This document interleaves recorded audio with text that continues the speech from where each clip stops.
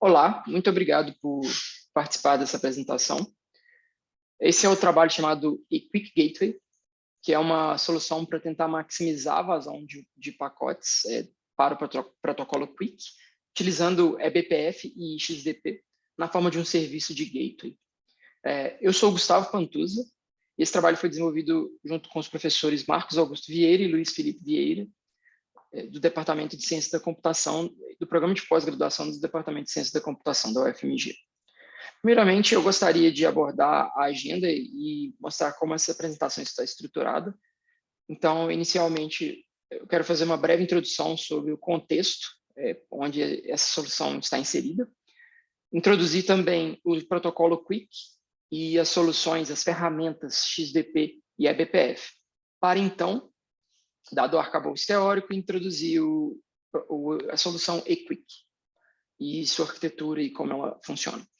Em seguida, apresentarei como os experimentos foram estruturados e o que foi avaliado. Logo em seguida, os resultados obtidos e observados dentro dos experimentos. Ao final, vou discutir os possíveis trabalhos futuros para essa solução e uma breve conclusão também será feita. Bom, a gente tem aqui como boas referências para esse projeto e esse trabalho, um artigo de 2013 do Google chamado Tail at Scale, que nesse contexto ele é importante para dizer quão importante é reagir rápido, por exemplo, na escala de microsegundos, ou de maneira muito rápida a possíveis eventos de gargalo, para quando você está num sistema distribuído e uma máquina está tendo algum problema e ela pode recuperar ou reagir a essa falha muito rapidamente, de modo que a latência de cauda, o tail at scale, não seja impactada quando esses pequenos gargalos acontecem em uma de suas máquinas. Isso pode, por exemplo, impactar um SLA de um serviço que quer ter 9 com 5 casas decimais de 9 como acordo de serviço. Em seguida, a gente tem também esse Pluginizing Quick, que é um artigo de 2019, em que eles usam uma implementação que permite criar extensões para o protocolo Quick, na forma de chamados de plugins, para implementar outros protocolos ou ferramentas para esse mesmo protocolo. No entanto, essa solução, como ela visa a extensibilidade, ela é feita toda em espaço de usuário, utilizando uma implementação da máquina virtual BPF em espaço de usuário, não em espaço de núcleo.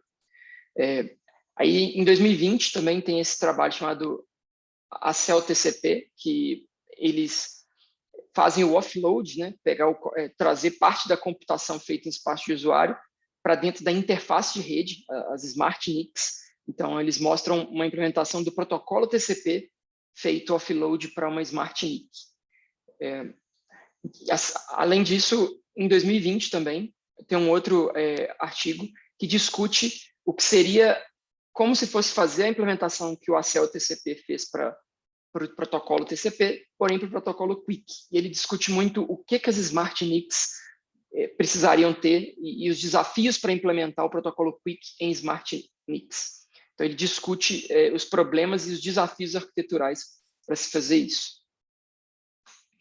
Então, outra coisa que é importante para a introdução desse projeto e desse trabalho é falar sobre essas três técnicas, no caso, o kernel bypass, o NIC offload e o kernel offload.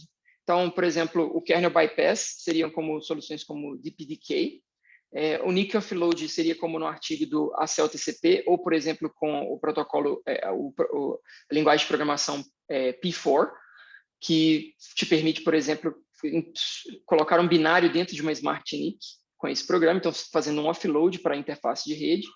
E existe também o kernel offload, que seria tirar parte da computação do espaço de usuário e colocar no nível do kernel, que no contexto desse trabalho é bem o que é feito.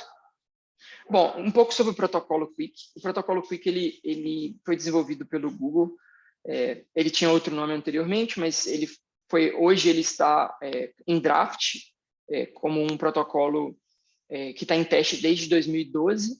Ele vem sendo não um substituto, mas sim uma evolução para o TCP. e ele tem demonstrado bons resultados para aplicações, por exemplo, HTTPS, por causa do seu handshake, e que a gente sabe que o HTTPS, por exemplo, tem todo o handshake do TLS por trás, além do handshake do TCP e do próprio da conexão do serviço HTTP. Então, o Quick tem demonstrado bons resultados para esses cenários, para esse conjunto, para esse stack de protocolos. Então, aqui, a título de curiosidade, uma conexão HTTP, onde um serviço vai conversar TCP mais TLS, na verdade, aqui nem ainda estamos falando de HTTP, mas um serviço simplesmente TCP com TLS, ele faz toda essa comunicação, esse handshake primeiro do TCP e depois o handshake do TLS, para depois fazer e começar uma comunicação HTTP. No caso do Quick, o handshake ele é muito menor, e aqui ele já começa a comunicação da aplicação em si, no caso, por exemplo, no caso do HTTP, um GET barra nessa rota do HTTP. Isso daqui para a primeira conexão. No caso de conexões subsequentes, esse handshake aqui ele é com zero round trip para fazer essa conexão, uma vez que o servidor já conhece esse cliente. Então, na primeira conexão ele faz esse handshake, mas nas próximas esses passos podem ser, inclusive, pulados. Então, um pouquinho sobre o XDP e o eBPF, um pouco do ferramental ao qual o eQuick utiliza. Nós temos aqui as camadas da pilha da implementação do TCP/IP dentro do Linux, às quais é possível rodar programas BPF. E dentro dessas camadas, uma delas é chamada de Express Data Path, que é o XDP, e é nesse espaço que fica logo anexado junto à hora que é sinalizado os drivers da placa de rede. Então, a mensagem, quando chega à placa de rede, ela vai ser direcionada aqui no espaço dos drivers e vai passar pelo programa XDP. Então, o eQuick utiliza exatamente esse hook, esse gancho dentro do kernel do Linux, para poder anexar um programa eBPF nessa camada da pilha TCP/IP. Então, um pouco da arquitetura do Quick. Esse diagrama pode ser lido da esquerda para a direita. Então, primeiro você tem o handshake inicial do Quick, que ele passa e faz o handshake diretamente com o espaço de usuário, na aplicação implementada em espaço de usuário, e começa a comunicação HTTPS.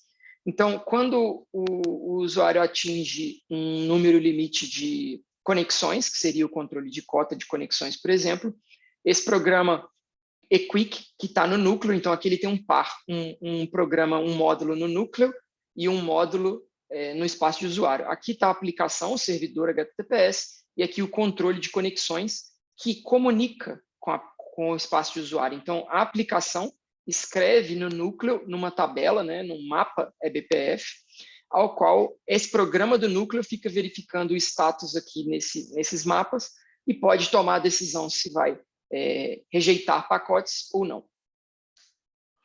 Um pouquinho do contexto também do própria implementação do eQuick. Ele utiliza uma biblioteca chamada Lightspeed Quick, que é uma implementação em C do protocolo Quick, para implementar, por exemplo, o servidor HTTPS. Utiliza-se, então, uma biblioteca em espaço de usuário eQuick para poder carregar o módulo do kernel. Então, ao subir um servidor HTTPS usando o protocolo Quick, também sobe-se o módulo no kernel, esse módulo em espaço de núcleo, utilizando o eBPF.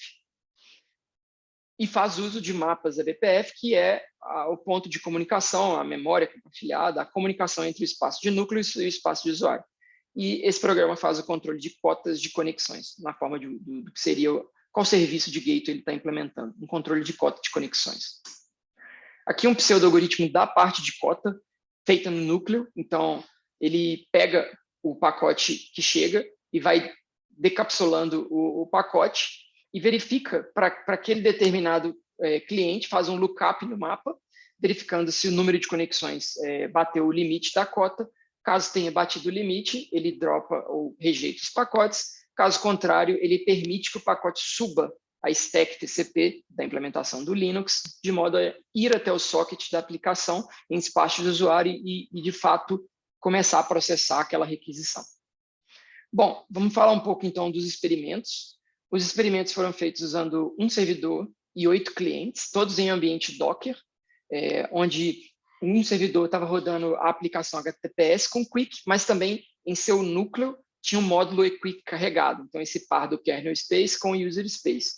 E 8 clientes que, rodando em paralelo, faziam requisições a esse servidor. Então, foram medidos a vazão de requisições, os requests por segundo, requisições por segundo, a latência dessas requisições, o tempo de round trip dessas requisições, e medido o uso de CPU e memória, assim como também a verificação do proporção de chamadas de sistema feitas com e sem a solução eQuick.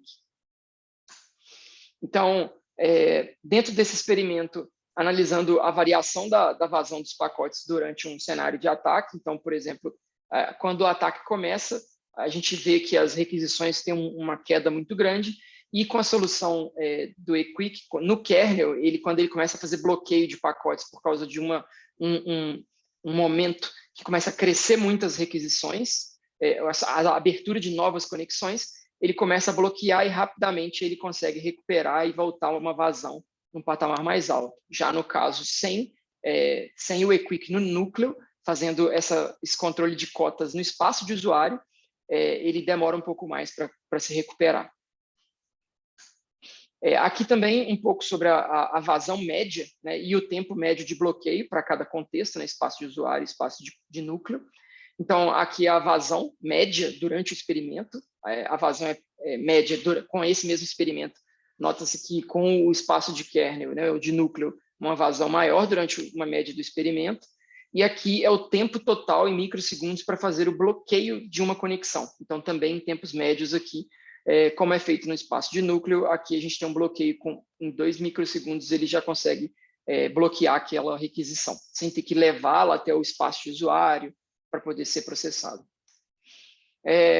Comparando aqui as chamadas de sistema, a gente tem que, quando a gente está trabalhando sem o eQuick, o número, ele tem esse número de system calls aqui, de chamadas de sistema, 77 mil. Várias delas passam por algum erro, por exemplo, recebem um bloqueio ou uma interrupção para aguardar I/O ou alguma coisa que está acontecendo no sistema operacional. E o tempo ocupado que passaram em segundos, então, por exemplo, quase 3 segundos aqui, durante esse experimento, foi todo gasto em chamadas de sistema ocupadas. Os erros aqui podem ser, por exemplo, também páginas de memória que não existiam e que tiveram que ser buscadas em cache em disco, por exemplo. Então, paginação. Page fall, por exemplo.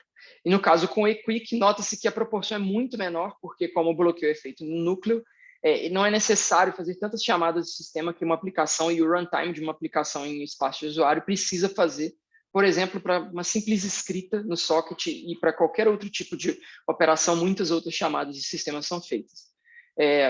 Então, novamente, o número de erros é muito menor e, consequentemente, também o tempo ocupado fazendo chamada de sistemas é muito menor. Aqui a duração das requisições, quanto tempo uma requisição dura quando estava usando um contexto ou outro, quando está recebendo o bloqueio, então, quando o bloqueio ocorre, no caso, uma requisição média, né, o tempo de duração médio, com bloqueio e sem bloqueio nesse caso, durante o experimento, porque nem todas foram bloqueadas. Mas aqui tem um detalhe importante, que é o espaço de usuário. A gente tem aqui o espaço de usuário fazendo bloqueio, estava durando uma duração média de quase 24 milissegundos, com o espaço de núcleo cerca de 8 milissegundos, e porém, sem cota nenhuma, sem controle de cota nenhum, o espaço de usuário estava gastando cerca de 16 milissegundos. Essa diferença entre o sem cota e o com cota é porque aqui no espaço de usuário, ele precisa, uma vez que ele tem que fazer o controle de cota, ele precisa executar mais programas, mais partes do algoritmo que ficam fazendo verificação para verificar se aquela cota se aquela requisição tem que ser bloqueada ou não. Então, aqui ele executa mais código do que sem controle de cota nenhum, por exemplo. Então, o tempo médio aqui ele já responde, então por isso ele está com um tempo menor do que o sem controle de cota. Então, nesse sentido, o controle de cota no núcleo ele faz ainda mais sentido para que você possa manter um tempo de duração médio bem mais baixo. Aqui a gente apenas a proporção de CPU durante os experimentos. Então, nota-se que essa distribuição cumulativa, que com o controle de núcleo, 99% do tráfego das requisições desse experimento, na verdade, 99% do tempo do experimento ele esteve em cerca de 70% de CPU. Em comparação com o eQuick sem núcleo, né, apenas uma aplicação respondendo no espaço de usuário, ele consegue chegar a próximo de 100% de CPU e durante, por exemplo, acima mais 80% já estava acima de 80% do experimento estava acima de 80% de CPU. Então, esse é um dado interessante aqui também em termos de por retornar antes, diminui-se a pressão na CPU desse processo, desse serviço. E o mesmo comportamento, um comportamento muito parecido, foi visto em relação à proporção do uso de memória durante o experimento. Também para a solução com kernel e sem no espaço de usuário. Bom, esses foram os resultados observados dentro desses experimentos e um pouco sobre os trabalhos futuros que podem ser feitos em cima da solução do eQuick. Primeiro, implementar o offload da criptografia do Quick, porque, por exemplo, o handshake do Quick hoje, como mostrado no diagrama, é feito no espaço de usuário, e fazer o offload da parte criptográfica talvez fosse também mais um ganho de desempenho, uma vez que uma das referências que estão presentes no trabalho, no artigo escrito, cita que o Quick ele gasta mais de 50% do seu tempo fazendo criptografia. Então, fazer o offload dessa criptografia pode ser um grande ganho de desempenho. Mas existem desafios aqui, que estão descritos no artigo do texto. Outros serviços de gateway, nesse trabalho foi feito somente o serviço de controle de cota de conexões, né, um controle de conexões simultâneas, mas poderiam ser implementados outros serviços de gateway, como rate limiting, autenticação, autorização, throttling e por aí vai, todos em cima dessa solução eQuick Gateway. E, além disso, tornar o kernel space na forma de um plano de dados programável. Usando, por exemplo, os mapas ABPF, seria possível fazer um plano de dados na forma utilizando o módulo no kernel e criar aplicações como um control plane, um plano de controle em espaço de usuário que simplesmente instruem esse plano de dados na camada ali do núcleo do sistema operacional. Então, esses poderiam ser potenciais trabalhos futuros para essa solução. E concluindo sobre esse projeto em específico, para os experimentos executados, foram notados esses resultados de mais ou menos 30% na vazão média de requisições, menos 65% na duração das requisições, menos 26% no uso de CPU para o momento de filtragem de pacotes e também menos 89%, esse valor é muito alto mesmo por causa das chamadas de sistema, como aquele pacote não sobe para o espaço de usuário, o número de chamadas de sistemas é obviamente menor por fazer o bloqueio diretamente no núcleo. Por isso, esse valor tão díspare.